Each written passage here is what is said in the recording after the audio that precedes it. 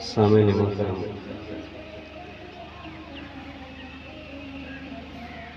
واجب الکرام، بزرگوں، دوستوں، نوجوان ساتھیوں، آج ہم ایصال ثواب کی محفل میں جمع ہیں۔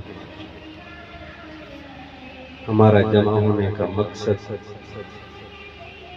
دعائے مغفرت کرنا، ذکر اذکار کرنا اور ذکر اذکار کے صدقے یہ دعا مانگنا کہ باری تعالیٰ مرحومین کی بخشش فرمائے،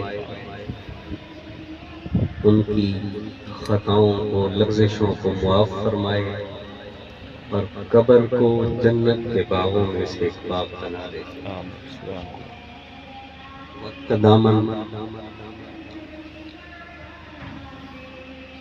مختصر ہے، جناب قبلہ قاری غلام عباس صاحب ان کا خطاب بھی ہونا ہے۔ شاید میری اطلاع کے مطابق ایک نعت خوان برادرم شیخ رضا قادری صاحب وہ بھی تشریف لائیں گے، وہ بھی حضور کی بارگاہ میں ہدیہ محبت پیش کریں گے۔ تو تھوڑا سا وقت مجھے حکم ہوا ہے، میں چند گزارشات آپ دوستوں کی خدمت میں پیش کرنا چاہتا ہوں۔ خطابت تو جناب محترم قاری غلام عباس صاحب کریں گے، میں نہ تو سر کے ساتھ حاضری پیش کر سکتا ہوں اور نہ کوئی علماء والی بات، مگر حاضری چونکہ مقصود ہے۔ رب ذوالجلال نے اپنے کلام قرآن مجید فرقان حمید کو نازل کیا۔ بطور مسلمان ہمیں جو حجت اور قطعی حکم رب ذوالجلال نے دینے تھے وہ اپنے کلام میں رب ذوالجلال نے لکھ دیے اور ارشاد فرمایا ذالک الکتاب لا ریب فیہ، بے شک یہ کتاب، یہ کلام، یہ قرآن وہ ہے کہ اس میں ذرہ برابر بھی شک نہیں۔ اس کا مطلب یہ ہوا اگر ہم میں سے کوئی مسلمان یہ خیال کرے قرآن کی کسی آیت کے بارے میں، قرآن کے کسی لفظ کے بارے میں، قرآن کے حتیٰ کہ کسی حرف کے بارے میں کہ یہ شاید قرآن پاک میں اضافی ہے، زائد ہے، نعوذ باللہ، نہ بھی ہو تو کوئی مطلب پہ فرق نہیں پڑتا، مگر کسی ایک لفظ، کسی ایک حرف، کسی ایک اعراب کے بارے میں اگر شک بھی پیدا ہو جائے تو دراصل یہ ایمان کے خاتمے کا ذریعہ ہے۔ اگر ہم قرآن کے کسی ایک لفظ یا حرف کے بارے میں گمان کر بیٹھے، شک کر بیٹھے، تو ہم دراصل رب ذوالجلال کے اس حکم کے منکر ہو گئے جس نے فرمایا تھا ذالک الکتاب لا ریب فیہ، کہ یہ وہ کتاب ہے جس میں کوئی شک اور شبہ نہیں۔ ہم اس حکم کے چونکہ منکر ہو گئے، اس لیے دراصل ہم ایمان سے خارج ہیں۔ قرآن وہ ہے۔ سوال یہ ہے قرآن پاک اتنا قطعی حکم اور اتنی بڑی بات کیوں یہ کلام خدا ہے؟ سوال یہ پیدا ہوتا ہے یہ نازل کیسے ہوئی؟ ایک مختصر سی بات کر کے میں اپنی بات کو ختم کروں گا۔ قرآن کس زبان میں؟ عربی میں۔ آقا دو جہاں حضور اکرم صلی اللہ علیہ وآلہ وسلم، آپ کی زبان عربی، حضور بولتے عربی، قرآن ہے عربی میں۔ سوال یہ پیدا ہوتا ہے جب حضور باتیں بیان کر رہے ہوتے، عربی میں بتا رہے ہوتے، اور درمیان میں کہیں قرآن کی آیت آقا پر نازل ہو جاتی، وہ بھی عربی میں ہوتی، حضور بتا دیتے، تو صحابہ کرام رضوان اللہ اجمعین کو پتہ کیسے لگتا ہوگا کہ یہ قرآن ہے، یہ میرے حضور کا فرمان ہے؟ وہ الگ الگ کیسے کرتے ہوں؟ قرآن کی زبان بھی عربی، حضور کی زبان بھی عربی. تو اس کا جو خیال ذہن میں آتا ہے، طریقہ ذہن میں آتا ہے کہ حضور خود بتاتے ہوں گے کہ میرے صحابہ یہ جو بات میں نے کی ہے یہ میرا کلام ہے، میری حدیث ہے، میرا کلام ہے، اور یہ جو بات میں نے بیان کی ہے یہ میرا کلام نہیں، یہ کلام خدا ہے، یہ قرآن ہے، یہ وحی خدا ہے. حضور خود بتاتے ہوں گے اور صحابہ مان لیتے ہوں گے. اچھا، بتانے کا طریقہ کیا ہوتا ہوگا؟ بتانے کے بھی دو طریقے ہو سکتے ہیں. ایک، حضور قرآن پاک کی آیت پڑھنے سے پہلے بتاتے ہوں گے کہ میرے صحابہ اب جو بتانے لگا ہوں یہ میرا کلام نہیں، یہ قرآن ہے، یہ رب کا کلام ہے. ایک طریقہ یہ، یا یہ ہوگا پہلے آیات بتا دیتے ہوں گے اور پھر بعد میں کہتے ہوں گے کہ میرے صحابہ ابھی جو میں نے پیچھے بتایا ہے یہ میرا کلام نہیں، میرے خدا کا کلام ہے، قرآن ہے. حضور یہ جملہ یا پہلے ارشاد فرماتے ہوں گے یا یہی جملہ آخر پر ارشاد فرماتے ہوں گے اور صحابہ کرام مانتے ہوں گے کہ ٹھیک ہے یہ قرآن ہے.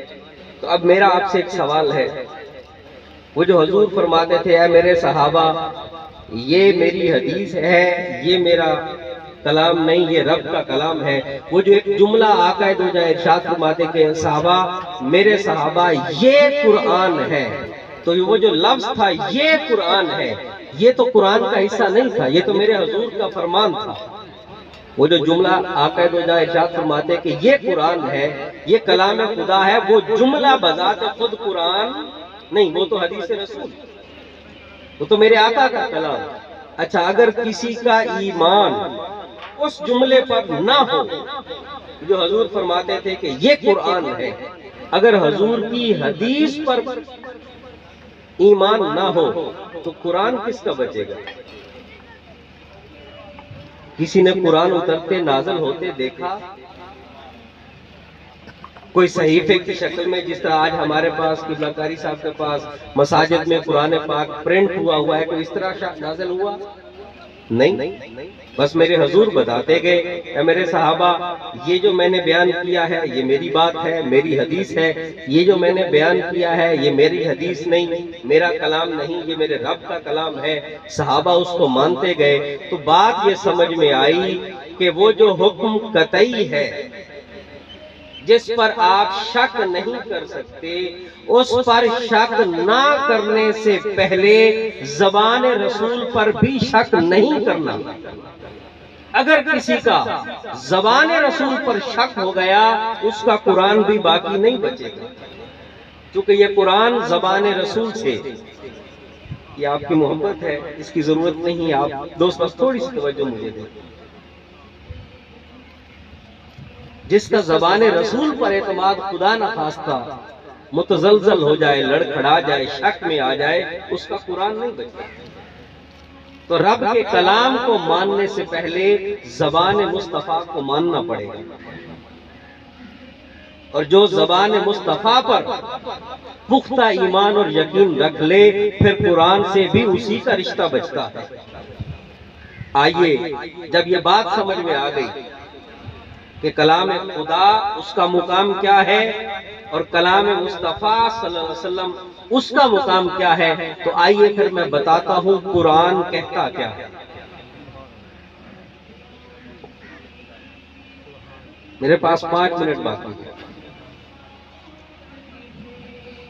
رب ذوالجلال نے ارشاد فرمایا بسم اللہ الرحمن الرحیم ارأیت الذی یکذب بالدین، کیا تم نے دیکھا ہے؟ مولا کسے دیکھتے ہیں؟ کہا تم نے ایسے بدبخت کو دیکھا ہے جو میرے دین کا انکار کرتا ہے، جو میرے دین کو جھٹلاتا ہے، جو میرے دین کا منکر ہے. مولا ایسا بدبخت کون ہے جو تیرے دین کا منکر ہے، تیرے دین کا انکار کرتا ہے، تیرے دین کو جھٹلاتا ہے؟ کون ہے؟ اب رب ذوالجلال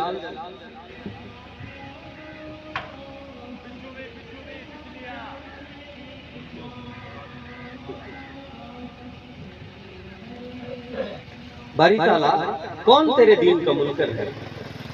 وہ جو تیری بارگاہ میں آ کے سجدہ نہیں کرتا وہ تیرے دین کا منکر ہے؟ یا وہ جو رمضان کے مہینے میں تیرے روزے نہیں رکھتا،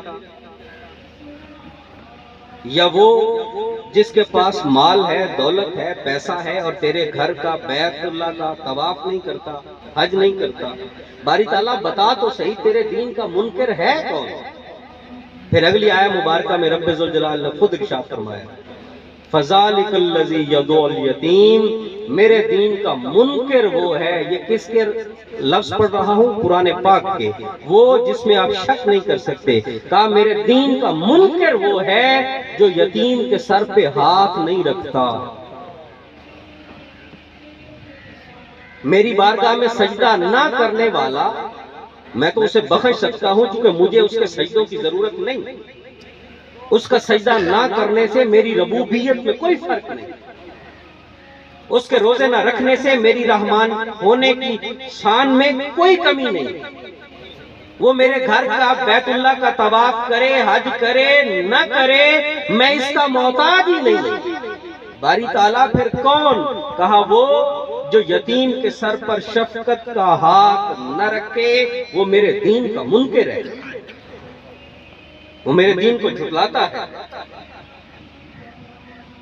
اچھا، باری تعالیٰ جو یتیم کے سر پر شفقت کا ہاتھ نہ رکھے، مطلب یتیم پر رحم نہ کرے، اس کے حق کا خیال نہ کرے، اس کے لیے اپنے اندر، اپنے ذات میں سراپا رحمت نہ بنے، وہ تیرے دین کا منکر؟ کہا ہاں، وہ میرے دین کا منکر۔ اور آگے سنو، وَلَا يَحُضُّ عَلَىٰ طَعَامِ الْمِسْكِينِ، اور وہ بھی میرے دین کا منکر جو مسکین کو، غریب کو، بھوکے کو کھانا نہ کھلائے، نہ کھانا کھلانے کی ترغیب دے، وہ بھی میرے دین کا منکر ہے۔ کہاں گئے نمازیں؟ کہاں گئے روزے؟ کہاں رہ گیا حج؟ کہاں گئی زکوٰۃ؟ اے بندہ خدا، یہ تو دین میں ہوگا تو تیرے کام آئیں گی نا۔ نمازیں، روزے، حج، زکوٰۃ، اعمال، تیرے اچھے کام تو تب تیرے کام آئیں گے جب تو دین میں ہوگا۔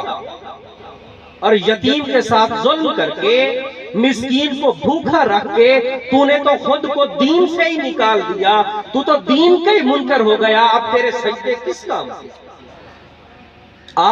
اگر تو رب کے دین میں داخل ہونا چاہتا ہے، تو چاہتا ہے کہ تیرے سجدے اس کی بارگاہ میں قبول ہو جائیں، تو چاہتا ہے تیری عبادت، تیری ریاضت، تیرے اعمال تیرے لیے بخشش کا سامان بنتے جائیں، تو ضروری ہے پہلے یتیم پر شفقت کر، پہلے یتیم کے سر پہ ہاتھ رکھ، پہلے یتیم کے ساتھ رحم اور رحمان والا معاملہ فرما، پہلے مسکین کو، بھوکے کو، غریب کو کھانا کھلا، پھر تو دین میں داخل ہوگا۔ اب تو اس کی بارگاہ میں سجدہ کرے گا، تیرا رب اسے قبول کرے گا۔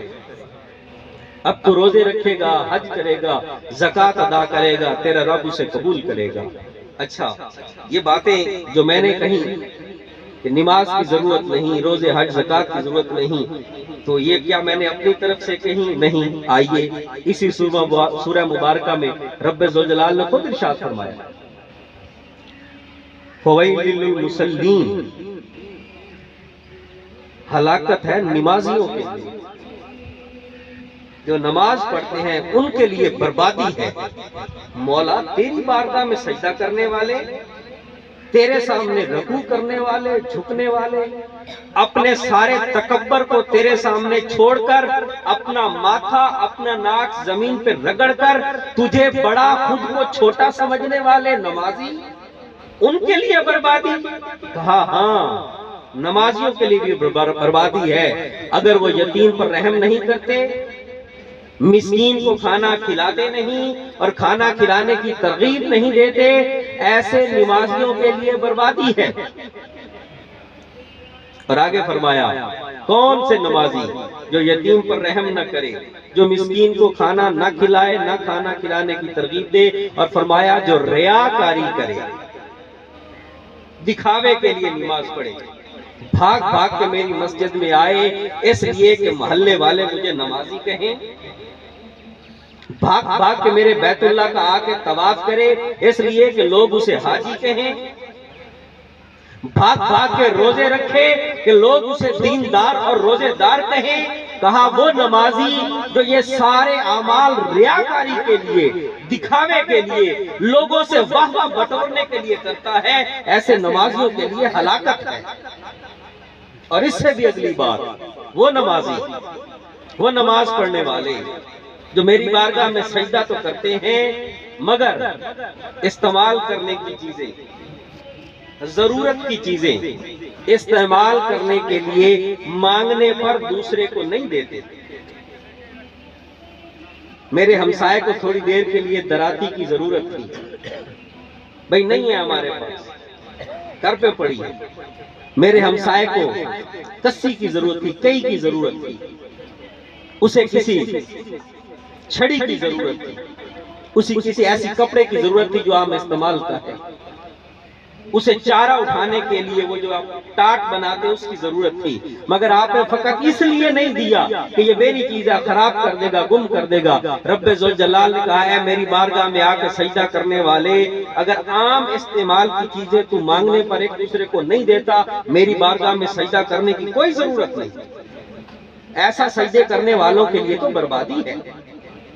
سامعین محترم، آج ہم ایصال ثواب کی محفل میں جمع ہیں۔ ایصال ثواب کے لیے بس ایک ہی شرط ہے کہ قبلہ قاری صاحب بیٹھے ہیں، ایمان جس انسان کے پاس ہو اور وہ ایمان کے ساتھ اس دنیا سے چلا جائے، اس کو آپ پڑھ پڑھ کے ایصال کریں، اس کو پڑھ پڑھ کے صدقہ و خیرات بھیجیں، وہ اس تک پہنچتا ہے اور اس کے لیے درجات کی بلندی کا باعث بنتا ہے، مگر جانے والا صاحب ایمان ہو، بس ایک شرط ہے۔ تو میری بات کا وقت پورا ہو گیا، میں بس یہی بتانا چاہتا ہوں، پہلے دین میں داخل ہونا ضروری ہے، اور اس کے لیے کیا ہے؟ یتیم کے سر پہ ہاتھ رکھیں، مسکین کو کھانا کھلائیں، غریب کی بھوک کا اہتمام کریں، اس کی بھوک ختم کریں، دکھاوے کے لیے اعمال نہ کریں، اور عام استعمال کرنے کی چیزیں، برتنے کی چیزیں، عام ضرورت کی چیزیں مانگنے پر ایک دوسرے کو دیں۔ یہ سب کریں گے تو ایمان میں داخل ہو جائیں گے، مطلب حقوق العباد پورے ہوں گے تو ایمان میں ہوں گے، اور ایمان میں ہوں گے پھر آپ جو عمل کریں گے بنیاد پوری ہوگی، آپ اس پر عمل کر کے اپنی بلڈنگ تعمیر کرتے جائیں گے، ایمان کا محل مکمل ہو جائے گا، آپ کی ریاضتیں، عبادتیں، مجاہدیں، نمازیں، روزے، حج، زکاتیں آپ کے محل کو بڑا کر دیں گی۔ کل جب آنکھیں بند ہوں گی آپ میدان حشر اور قیامت میں جائیں گے، وہاں پر آپ کے لیے وہ اعمال کا بنا ہوا محل آپ کا انتظار کرے گا۔ اگر حقوق العباد پورے نہیں، یتیم کے سر پر ہاتھ نہیں رکھا، اس کا حق کھایا، اس کا مال کھایا، مسکین کو کھانا نہ کھلایا، ریاکاری دکھاوے کے لیے عمل کرتے رہے، مانگنے کی چیزیں، ضرورت کی چیزیں ایک دوسرے کو نہ دیں، پھر ایسے ہی ہے اعمال کر کے دریا میں پھینک رہے ہو، سریا، سیمنٹ، بجری دریا چلتے میں پھینکتے جاؤ، کبھی محل تعمیر نہیں ہوگا۔ آئیے دعا کرتے ہیں رب ذوالجلال ہمیں ایمان میں داخل ہونے کی توفیق عطا فرمائے، اور جب ہم ایمان میں داخل ہو جائیں پھر اس کی تعمیر کے لیے ہر نیک عمل ریا سے پاک رہ کر کرنے کی توفیق عطا فرمائے، تاکہ ہم سب کی دعائیں بھی قبول ہوں، زندگی بھی ایمان کے ساتھ گزرے، آنکھیں بند ہوں تو ایمان کی حالت میں ہوں، اور کل قیامت کے دن جب اٹھائے جائیں تو لوائے حمد کے جھنڈے کے تلے ہوں۔ رب ذوالجلال ہمیں آقائے دو جہاں کی شفاعت نصیب فرمائے، اور جس مرحوم کے لیے آج ہم سب اس مقام پر جمع ہیں، رب ذوالجلال دعا کرے ان کی مغفرت فرمائے، اپنے حبیب پاک کے صدقے ان کے درجات کو بلند فرمائے۔ میں ملتمس ہوں جناب محترم حضرت علامہ قاری محترم غلام عباس صاحب وہ اب مائک پہ تشریف لائیں گے، میں مائک ان کے حوالے